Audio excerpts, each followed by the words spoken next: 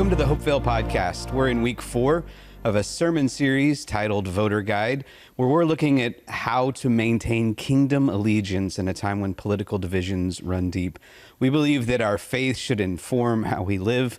And so, especially at this time with so much going on in the world, we're looking at your questions about how we can manage these tensions during this time. Joining me right now is our senior pastor, Josh Pardee. Hello, hello. Along with our Bay City campus director, Tamara Schlatter. Hi. Great to have you guys here.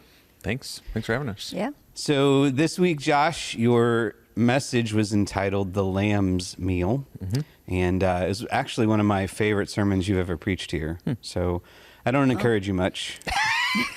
Strict rule. Strictly speaking.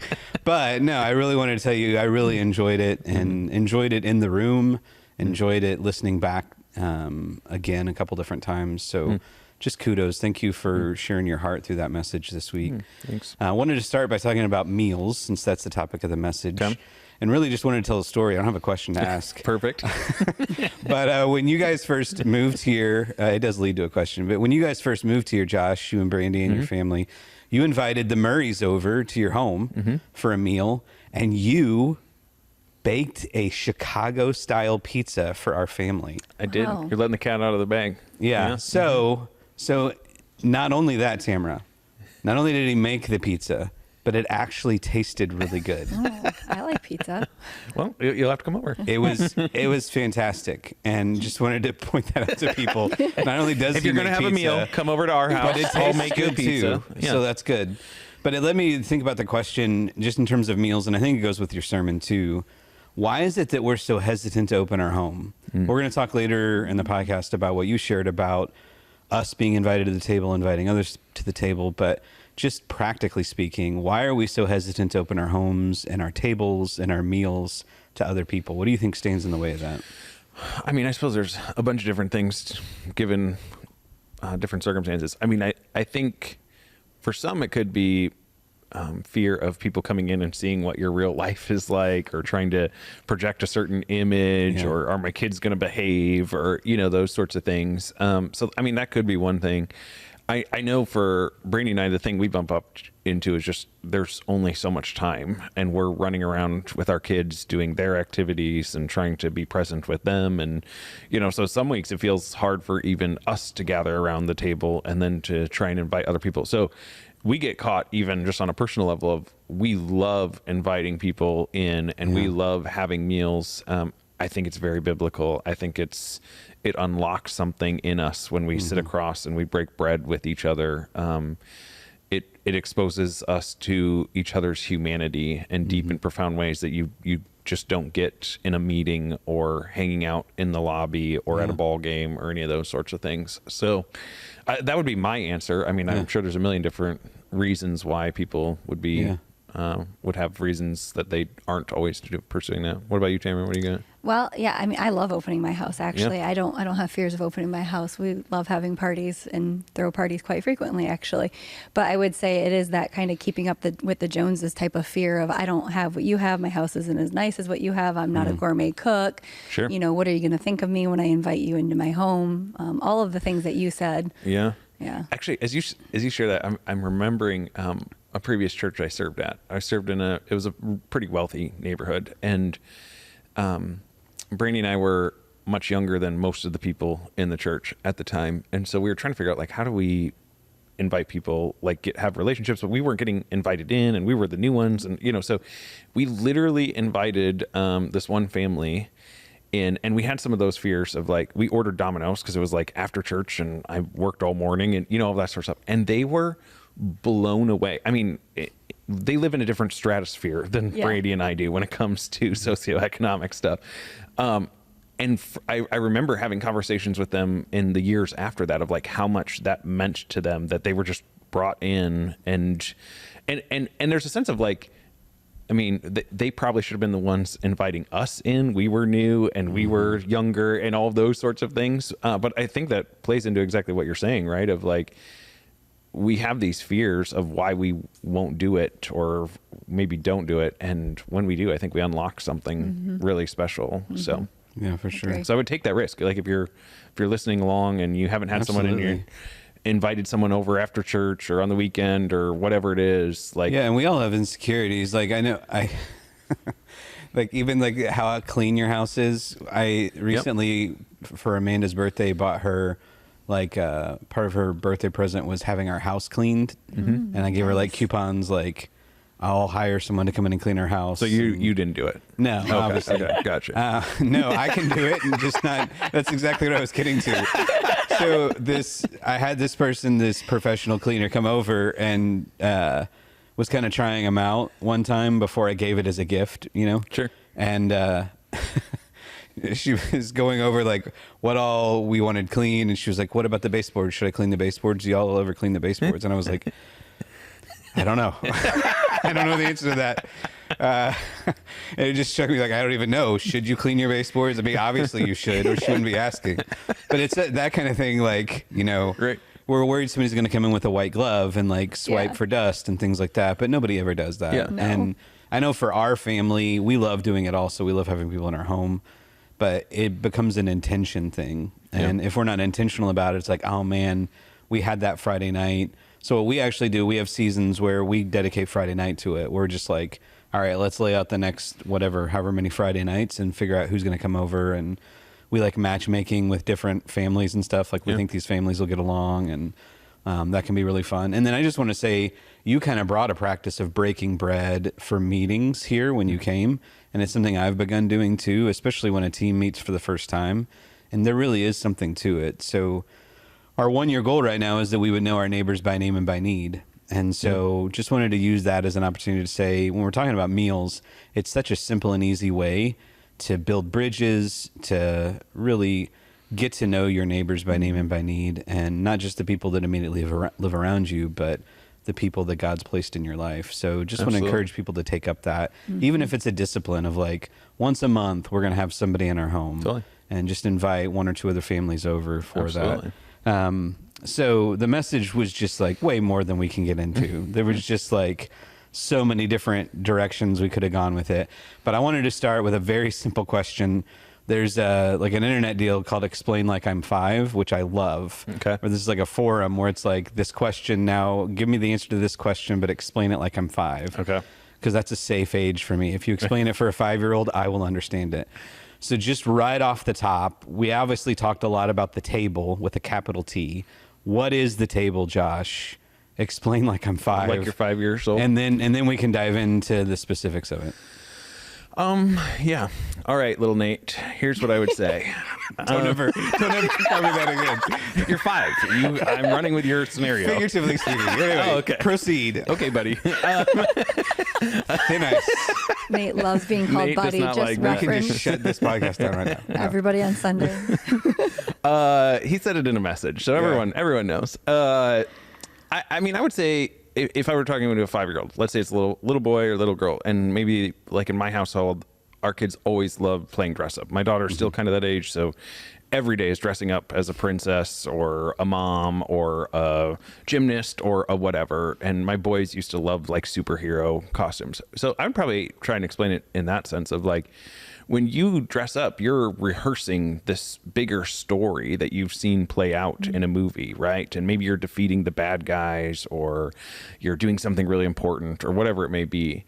And so part of what you're doing is you're living as if that story is true in that moment. And that's really fun and that's exciting. And part of what we're doing when we're coming to the table is it's this way of rehearsing the grand story that we are saying that actually, though it seems like maybe bad guys rule the world, or though it seems like there's a lot of brokenness and pain, and there is, and those things are hard, what is most true is that God has already defeated sin and death. He has solved all of these problems for us, and he's inviting me to live as if that is true right now. So, you know, little Johnny, as you defeat all of the bad guys as Batman or whatever, then the next part of that story is you're living and you're celebrating life and you're enjoying life or whatever it may be. That's part of what the table is called to remind us of, is we come to be reminded of this is what is most true, and then live our lives accordingly. So that would be my best stab at trying to explain good. that. So in some ways, like in scripture, we read that our experience now as believers is almost like seeing reality in a mirror. Like it's the Jesus has not yet returned. Yeah. And so we get to experience heaven now through our relationship with Jesus. We get to be citizens of heaven now, but that the kingdom has been inaugurated, right? But not necessarily fully fulfilled. So in some senses, that's what the table is. It's this experience of we are experiencing now something that's going to come to full fruition later, but we get to participate in it now also to some extent. Okay. Yep. Just wanted to clarify that. I totally understood it. Just asking for other people. It was nice for Tamara to be able to hear that. Thank you for clarifying. She slipped me that question. So I loved that. So this idea of rehearsing the table is something that you introduced in your message. And it led me to think through all the other things that we rehearse. And I wanted us to talk about that for a minute. If we're being invited to rehearse the reality of our real relationship with God, right? And the kingdom of Jesus in this world. That's what we're being invited to rehearse when we come to the table. But a lot of us are rehearsing all kinds of other things. So what are the things that we are tempted to rehearse in our life outside of the, eternal table? Does that make sense? There's so many other things we're pulled towards. So if we can identify what some of those are, that can help us to no longer put our energy there and instead rehearse the eternal table instead. Sure. What do y'all think? First? Yeah. I mean, I think there's lots of things. I touched on a little bit of, I think we like to rehearse the story of being successful in our culture, or we like to rehearse the story of being an expert, or we like to rehearse pursuing like beauty or even youthfulness in our current culture. It used to be that it was kind of the inverse of what it is that wisdom came from the older generations and you were esteemed, and we've kind of had this reaction to that in society, and now everyone's trying to be younger, look younger, dress younger, all these sorts of different things. So I think, and those things aren't inherently necessarily bad in and of themselves. But I think there's this understanding of we can take anything and put it in its wrong position, right? And it becomes a problem. So even things along the lines of whatever it may be, I don't know, being a good dad or husband or spouse or what, all of those sorts of things, all things that we want to be working for and are part of, I think, living into the kingdom, but under the banner of our allegiance being to Jesus, our identity coming as we are brothers and sisters coming to the table. I mean, this again diminishes or even eviscerates like hierarchies and all this sort of stuff. Like we're coming to the table as equals because Jesus is the one who is king and we are not, right? So I don't know if that's my answer to it. I mean, it's pulling on lots of different strings depending on your own individual circumstances. And that's where I think it would require all of us to take some time to contemplate our own lives. And it's a really good practice to sit with people that we're doing discipleship groups with, or our community group, or different things like that, and try and figure out what does this mean for my life? Because it could look like a million different things. Yeah. Yeah, so as you're talking about rehearsing and all of those things that you listed, like becoming successful, I was thinking it's about why versus how. It's not how are you trying to become successful, or why are you trying to become successful? The why matters more than the how. And we get focused on the how too much, I think, instead of the reason behind the things that we're doing. Yeah. A lot of your message hit on identity. And I think when we're thinking through our identity, those are the things that we're rehearsing, the things we think make up our identity. And we all have these needs for acceptance and purpose. And we always look for ways to, in our own strength, on our own timeline, out of our own resources, meet those needs for acceptance and find a larger purpose. And so I love what you said about all those different things. I think the more I've thought about it, I really do think most of us are rehearsing our own little kingdom. That's what we're doing. Yep. We've built these fragile little kingdoms, and that's what we tend to rehearse, or what we're tempted to rehearse, is what secures my little kingdom, what secures my small amount of power in this world and gets my needs met. So, Well, just to interject there. I mean, part of the problem is it's a structural problem of all of society is designed to encourage us to that individualism, do that. And to pursue that. So, I mean, it's in the air we breathe, right? Or it's explaining water to a fish, sort of a thing, right? Like it's everywhere. It's in how we think about our education, how we think about business, how we think about finances, how we think about relationships, how we think it permeates all of it, right? And I love that you're calling us, in a lot of ways, through this series, you're calling us to look past this election that's looming so large for so many people. You've been kind of calling our eyes to the horizon to look beyond just the now. So we'll talk about that in just a minute. But I think if you find yourself, just a shepherding pastoral word, if you find yourself getting really wrapped up in these moments and specific things, and right now a lot of it is election stuff, right? So if you find yourself getting overly anxious about it, if you find yourself, not sleeping night after night and just sitting up worrying about it, stressed about it, if you find yourself reacting in weird ways to different, you get a news, you watch a news report or you hear from a friend or whatever.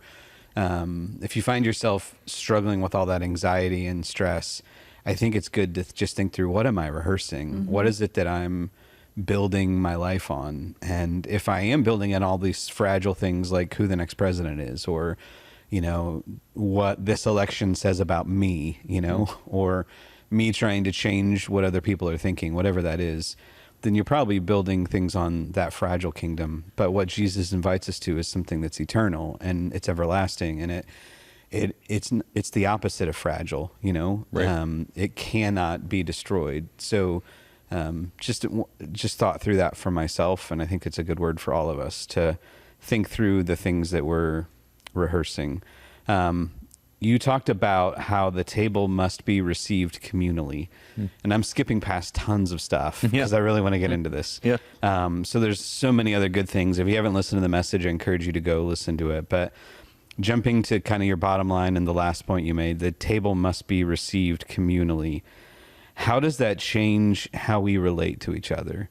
If this thing we're getting to experience now that's inaugurated but not fully fulfilled, if it's something that we receive in community, how does that change how we relate to each other? I've got a couple follow-up questions too, but we'll start there. Okay. I think, again, I would want to pull on it. It is going to eliminate all of these barriers, divisions. Again, I'll use the word hierarchies that we create in our world, which, again, we're just constantly building these up of who's important, who's not, whose voice matters, all of these sorts of things. And that, again, that's not a completely negative thing. Like, not everyone can have a decision of what we're having for dinner in our household, right? Or if you ever go to turn on a show and it's a 2-hour conversation of what movie we're going to watch with the kids tonight, right?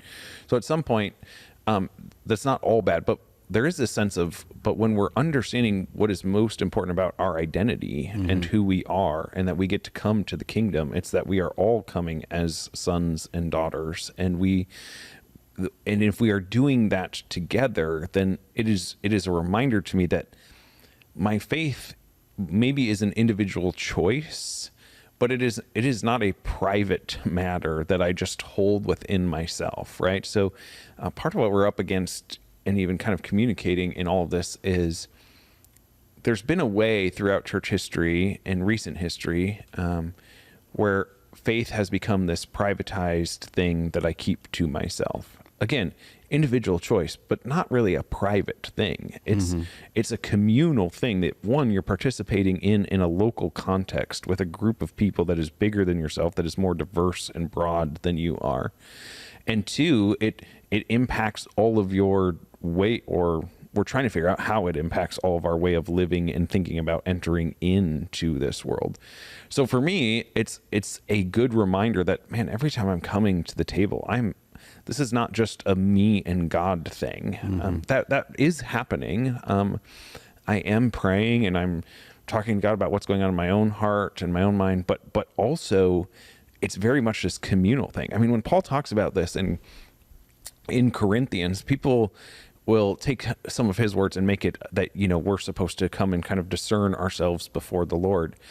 That is true, but really the issue Paul's talking about is there's division amongst them as two different people groups, the people who have money and the people who do not. And the people who have money are showing up beforehand because they have that opportunity afforded to them, and they're basically getting drunk on the communion wine and not leaving any food for the people who most need it, and it's causing dissension within the body, right? And so it's this table that is supposed to be bringing us together as co-equals is actually creating more fractures within the body of Christ. And so, yes, we do discern our own lives, but I think in this privatized religion of how we've kind of constructed things in the last maybe 100, 150 years, whatever it's been, we then think we're coming to the table just as an autonomous individual.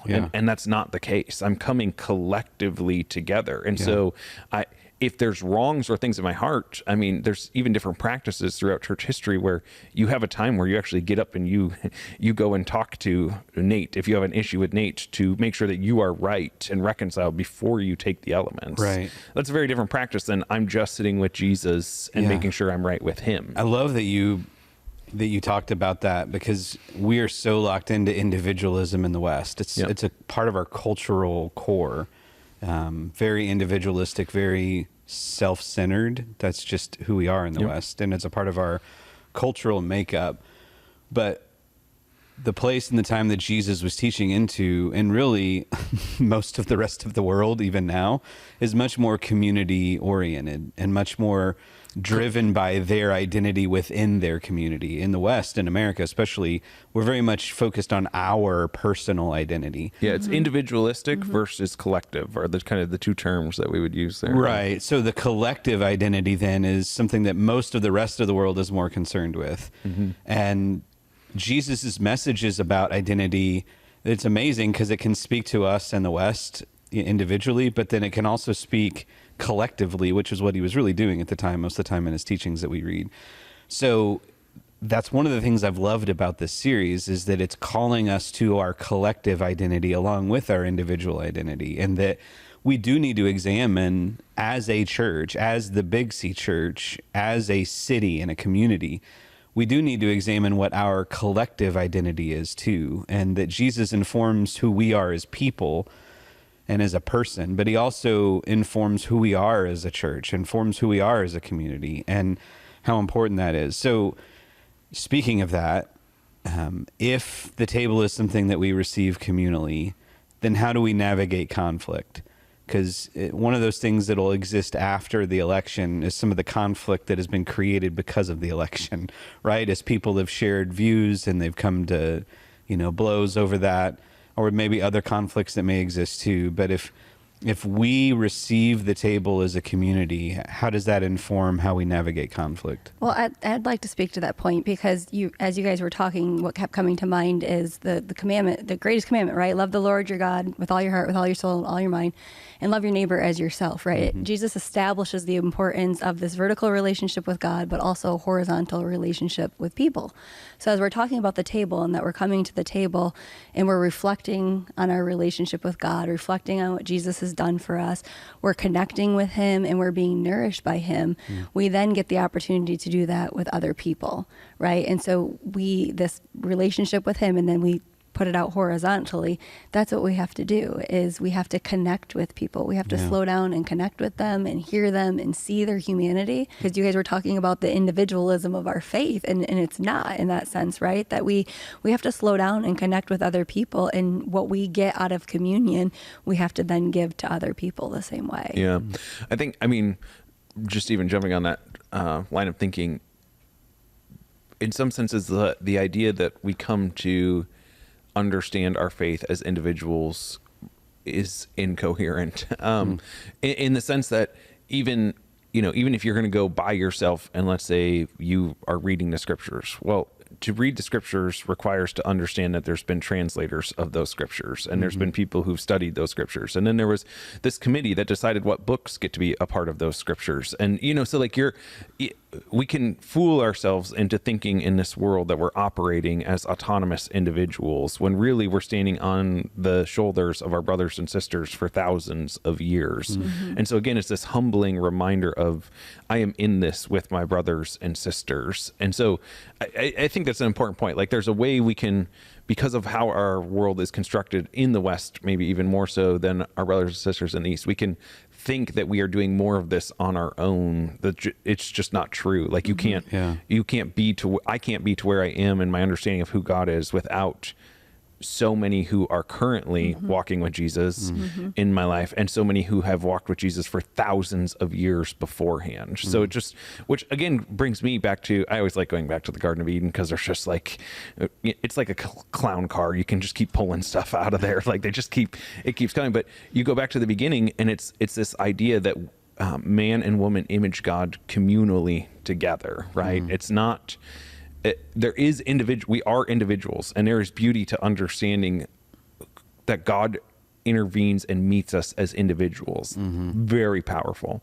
But also, I am collectively imaging God together as the church, as those who have put their faith and trust in Jesus. So Love that. I think there's so much ground for us to take there. I think we really do. I mean, I think we're used to thinking about our faith on an individual level. yeah. And that's where we go most of the time. But I think there's so much ground for us, if we really do want to embody the teachings of Jesus, is to more and more push ourselves to think of our identity collectively. And I think that informs conflict. I know when I have found myself in conflict, what you're tempted to do is go to this place of like, you want to win, right? So maybe just like a simple, like, who's better, Sure. the Michigan or Michigan State, Josh. Oh, boy. I'm not going to let you answer that. Sold down the field. So it may be something simple like that, but it could also be bigger than that, where like you find yourself in conflict with a neighbor or a spouse or a coworker or something. It's like, I want to win because this conflict reflects on me personally. Yep. And if I'm wrong in this, then it reflects on me personally. And we fail to understand that, whether it's within the church or just us within the community, that how we navigate conflict doesn't just say something about us. It says something about who we're a part of, right? If we're rehearsing the table, if it's something that we receive in community, then that should inform that we're thinking about our community when we're in conflict. And it's like, all right, I'm in conflict. Maybe I didn't choose to be in conflict. Now I am in conflict. Right. And being mindful that Jesus doesn't just have something for me in it. He's displaying his life to other people through it too. So whether that be the people that are in the office that know I'm in conflict with a coworker, whether that be my children that know I'm in conflict with my wife, I have an opportunity in those situations to navigate that conflict with respect and recognizing the value of the person across the table from me, and knowing that I can speak life into them, but I can also speak life into everybody else that's witnessing it, right? The last on this communal table idea, how do we, if we receive the table as a community, how do we seek transformation in our life, first of all? And then we often want to seek transformation in the lives of people we care about too, right? We see maybe they don't know Jesus and we want them to know Jesus, or maybe they know Jesus, but they're not really embodying the teachings of Jesus in their life, and so they're suffering because of that. But whether it's for ourselves or for someone we love, if we receive the table as a community, how does that inform seeking transformation ourselves, and then also seeking transformation for others? Again, I'd go to something I touched on a little bit, I think, in the sermon, that I think what's happening is it's this reminder for us that we are submitting to each other, but we're also submitting to where God is already at work in people's life, or my life, right? And so the table is this reminder, since I'm not the one grasping for it, I'm not the one making it happen, I'm receiving these elements, then that's informing how I am going to be transformed, and it's informing how I assume others are going to be transformed as well. And so again, for me, like, that just brings up, well, I want to now tend to where's God already present and at work in my life. That's a whole, like, you can live your life pursuing that. That is a worthy thing to pursue. You will spend the rest of your life figuring that out and tending to it. And And I think that's helpful for me too when I'm thinking about other people in my life, because I think one of the temptations we have as followers of Jesus is whatever we're good at, we want to help other people be good at, because that just affirms my own identity and I'm already good at it. So now I can show you and have like kind of authority in some sort of way over other people, show off my righteousness. But I'm again, and we've circled around this idea previously on the podcast. I'm just trying to discern where's God at work in their life. And maybe it's things that I've experienced or thought through or grown in myself. Maybe it's different things. And maybe the things that I think that this person should really be focused on are things that God wants to get to in their life, but it's not for another 5 years or 10 years that they're going to get there, right? So it's like we always want to project our own growth track on like this is the right way and how everybody else should be doing it. And if they're not hitting it, then they're not doing it the right way. And then I do think we just are tempted to think of ourselves a little bit more self-righteously than we ought to out of that. Yeah, I think you really hit it saying that we think we're the ones doing the work when we're trying to transform someone. We're not transforming anybody. Yeah. Jesus is, and then he just invites us into it, which is a massive blessing, but we have to really stop and pray and consider where is he inviting us into, because we're too easy to jump into, well, this is the track that I was on, so this is the track that you should be on. But he sees the whole picture. He knows their full story. And so he knows exactly when and where and how to enter into a person's life. So if we don't slow down and pray through that, we're probably going to mess it up. Well, I think too, absolutely. I think, again, family life is just, there's so much to mine out of there. Like I have 3 kids. They all are at different development stages in different things when it comes to different subjects in school, relationship with friends, athletics, like even their own body of what their body needs as far as different medications or, you know, like all of these like they are physically on their own growth track. And it's my job to try and figure out, okay, well, why aren't, you know, child 2, why weren't you where child 1 was, right? Like that's not a helpful approach. And that's just going to lead to that relationship being filled with tension and fractured and all of those sorts of things. Instead, I'm trying to figure out, okay, child 2, who are you? Who has God made you to be? What does your body need for medications? What do you need to continue to grow in this topic at school? Or do you like athletics, or do you want to be a musician, or you know, do you want to be in theater? You know, like, so again, I think it's just, we intuit that when we're thinking as parents, we understand that. But then sometimes when we flip it over to our faith, it's like, well, this is what I was handed. And so now this is what everyone else has to do exactly like this, rather than trying to discern where the Spirit is at work. Yeah. And I think individually, in terms of transformation, it's a good reminder that Jesus does a lot of transformative work in community. So we can relate to him personally, individually. But if we really are seeking transformation in some area of our life, community is one of the best places to do that. So walking with other people, whether that's a mentor or a group or just, you know, friends in general, Jesus undoubtedly can work in us individually. But if we'll invite that kind of transformative work in community as well, I don't want to say it happens faster, but the impact can be seen very quickly as we invite other people along us in a spiritual journey. And then the beautiful thing is that also whatever Jesus is doing in us in that case then gets multiplied through other people too. So as we invite other people into our journey, it encourages them in their journey too. And then again, back to the idea of the meal. If we really want to see transformation in other people's lives, to me, it's a reminder of, like, instead of telling them all the things that are wrong with them, maybe we should just invite them for a meal, you know? Yeah. And just the way Jesus, I mean, as I thought through it, as you were teaching yesterday, I was like, man, that's what Jesus does. Like, he finds these moments, at least in my life, my experience has been when I need transformation, he does. He's just inviting me to sit with him. And it's not like, Nate, you messed up. You know, here's my list of all the things you've done wrong. But instead, it's just like he invites me to spend time with him. And the more time I spend with him, the more aware I become of the areas that I'm not embodying him, you know? And just a good reminder that especially right now when our tendency is to lead with our disagreement with someone. Instead, maybe we should just invite them over and get to know them. And there's probably a story behind their convictions. There's probably a story behind their pain. And getting to know that can be really fruitful. Seek to nourish somebody instead of transform them, and the transformation just kind of happens, doesn't it? Isn't that beautiful? Yeah. It's a good reminder. So, last couple of questions here. You made a point that communion is something that we receive, and there's a lot of identity truth there. And then you just mentioned you mentioned also in your sermon about this idea of recognizing where Jesus is at work.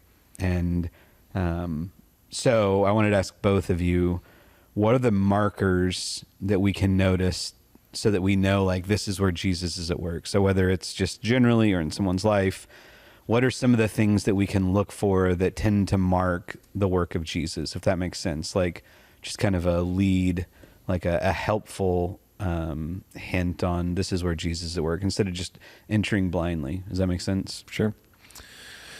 I mean, the things I would want to look towards as early markers are the fruit of the Spirit, the Sermon on the Mount. These are the people that Jesus says are going to be blessed in the Sermon on the Mount. The fruit of the Spirit is someone who's growing in all of those. So those would be like early markers. I think even on the front end of like growth, to say even as open to growth, for me, usually if someone is curious and willing to converse in dialogue, I mean, you usually can pick up a pretty quick vibe with people. Yeah.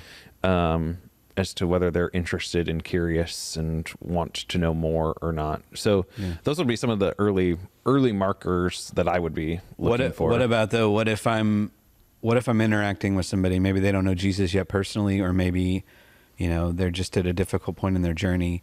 Maybe, like, to get more granular and specific, how do I recognize where Jesus is at work in their life? So instead of like me entering in with all of my selfish agenda for them, I see. what are some of the markers that I begin to see? All right, this is what Jesus is doing in their life, right? What are some of the things that we can count on him always doing that, does that make sense? He's always trying to draw people to the Father, right? He's always trying to invite people into a relationship with him. Yeah, is the main thing that he's always trying to do. And so we look for those opportunities where there's tension in their life, there's something broken down, right? You always go back to the garden, everything fell apart in the garden, and Jesus came to restore things. So where is there something broken that needs to be restored? That's really good. Yeah. Yeah. I mean, the first thing I would say, I love all that. I would say I ask a lot of questions. I'm just trying to get to, so I'm not coming in with an agenda for this person. Right. I'm just trying to discern who is this person. Right. And I'm listening to their story. I'm listening to things that they kind of keep repeating or perseverate on, or all these sorts of things. A lot of times they're, I like to use the framework of good news and bad news. So what is the good news they're celebrating? What is the bad news that they're walking through that's creating hardship in their life? And then I just try to imagine, what would Jesus be saying to those things? And then I try and figure out how to package that in an appropriate way to the individual, of celebrating with them the good news. And I'm stumbling because it's like, it's so contextual that I don't, in some sense, I don't know how to fully do this on a podcast without being across from someone. But like, if I'm making up scenarios, it's, if they're celebrating good news and I feel like they're open to hearing about who God is, like, man, that sounds like a really great gift. It reminds me of how God has blessed me previously. It sounds like you're just experiencing his blessing, even if you don't believe in God, like that's how I would understand what's happening in your life. Or if it's bad news, like, man, I that's really hard. I wonder what God would have to say about that. That does not sound like God's voice to me, even if others in society are saying that's God's judgment on you. That's not what I have encountered with God. But I do believe he would have good news for you in this bad news. So, I mean, that's just a little bit of ways of like some of the paradigms and frameworks that I'm using of curious, asking questions, bringing compassionate curiosity, good news, bad news. And I'm just kind of using those as a grid of figuring out what is the Spirit doing in this person across from me. And I also hold that belief too, that God is always present and he's always at work. So he's doing something in their life. I'm just trying to figure out, it's kind of like a egg hunt of figuring out like what is it that he's doing in this person's life. That's all really, really good.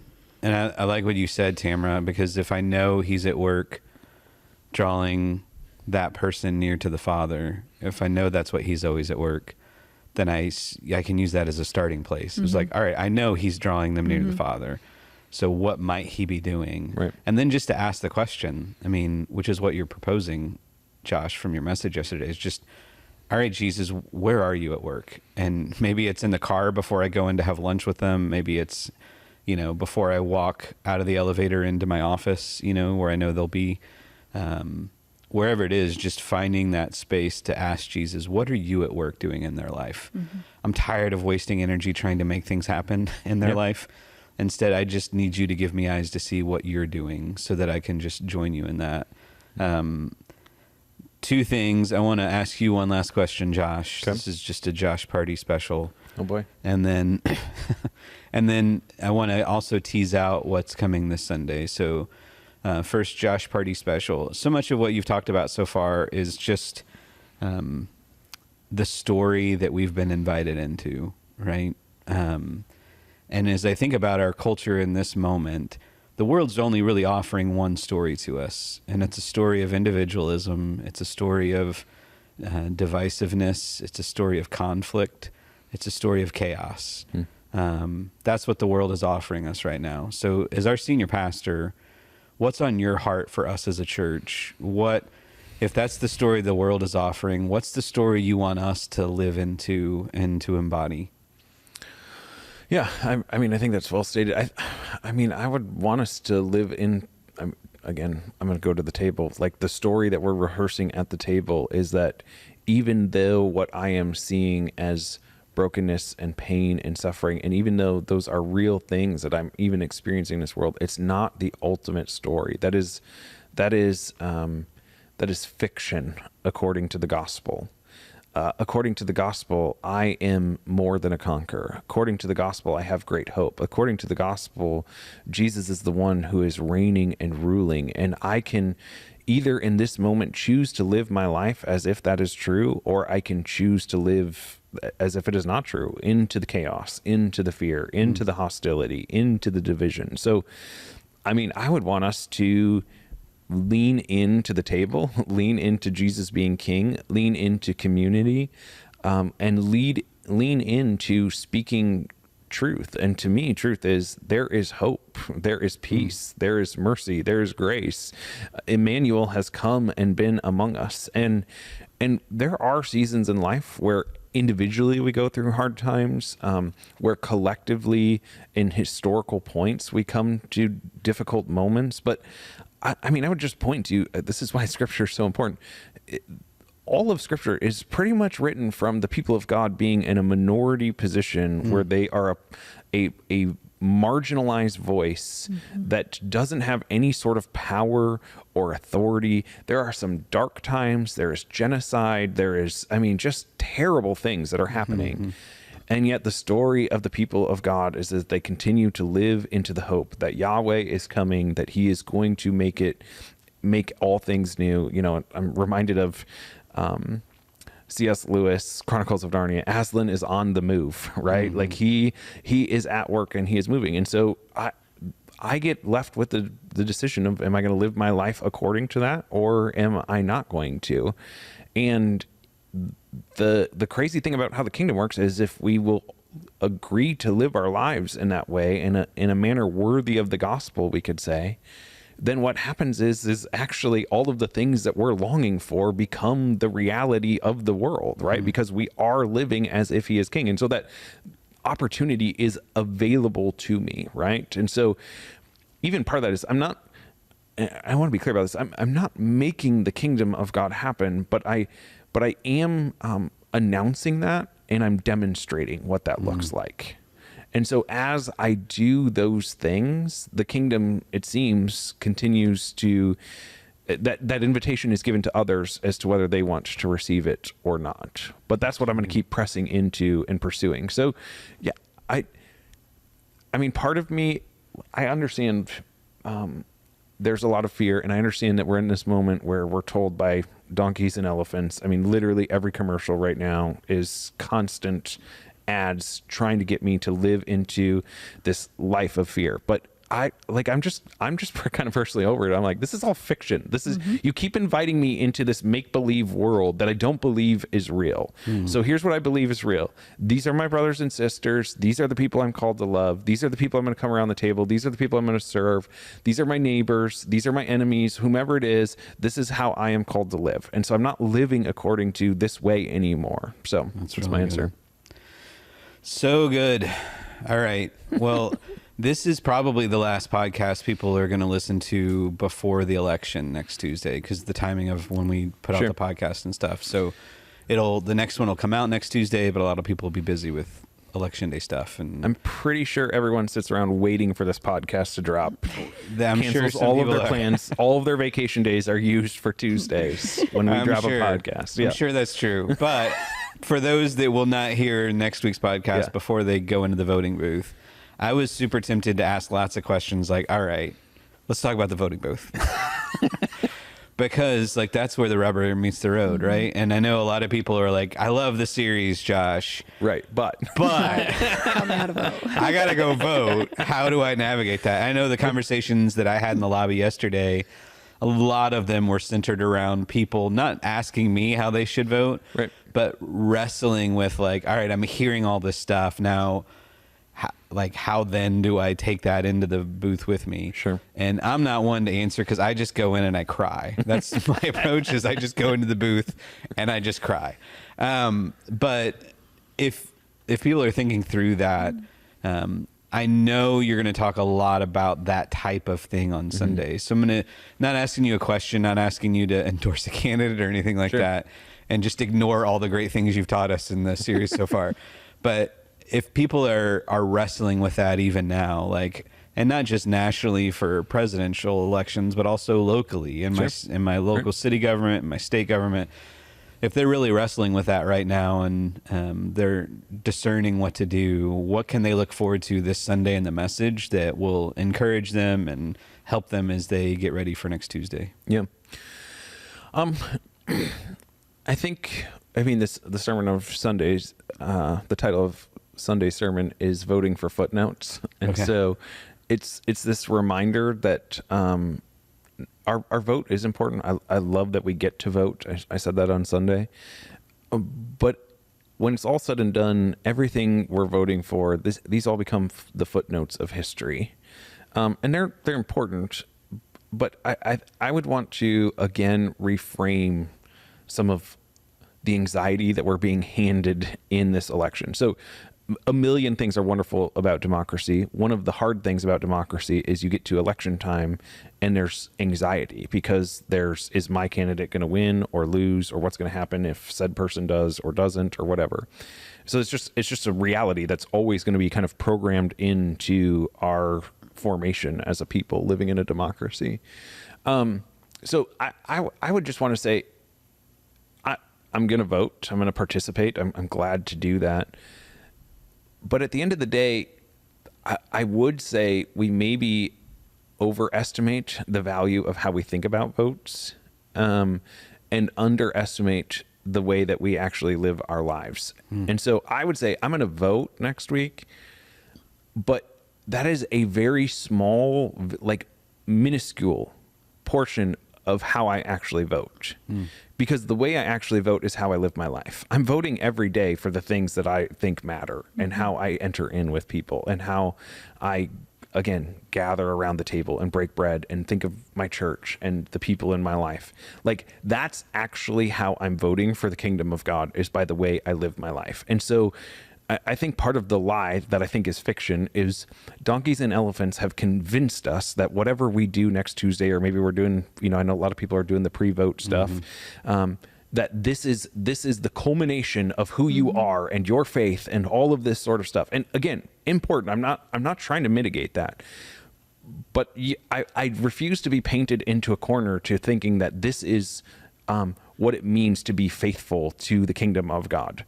It is a small portion of who I am and what I do, but in the grand scheme of things, I'm going to get back to the gospel. I'm going to get back to inviting people to know and follow Jesus. I'm going to get back to trying to tend to where the Spirit's at work in their life. And that's actually way more, I have way more, I don't want to use the word necessarily control, but influence maybe, right? Like I have the ability to be way more involved in that process. So I get to go vote, but then I submit it, and then it's off to, who's going to be in different, in Lansing, or who's going to be in Washington, D.C., or whatever it may be.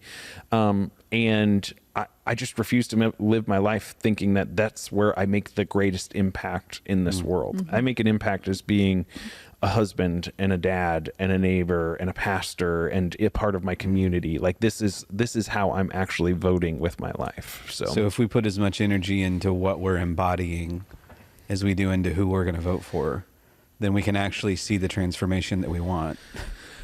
I think we would have, 1000%. I think we would have way less anxiety about what the election looks like. Let's just push it way out, 50 years from now, 100 years from now. If we all, as the church, were living this way and had our attention on, like, yes, voting is important, but really I'm voting every day, that kind of mindset, that paradigm, I just think all of the things you're fearful of right now, they wouldn't even exist in some senses in 50 years or 100 years, because we've been faithful to the things that God is putting right in front of us. And we're getting preoccupied with things that God has not, that we have a voice and a role to play in. Again, I want to keep emphasizing that, but that's not the end all be all of who I am.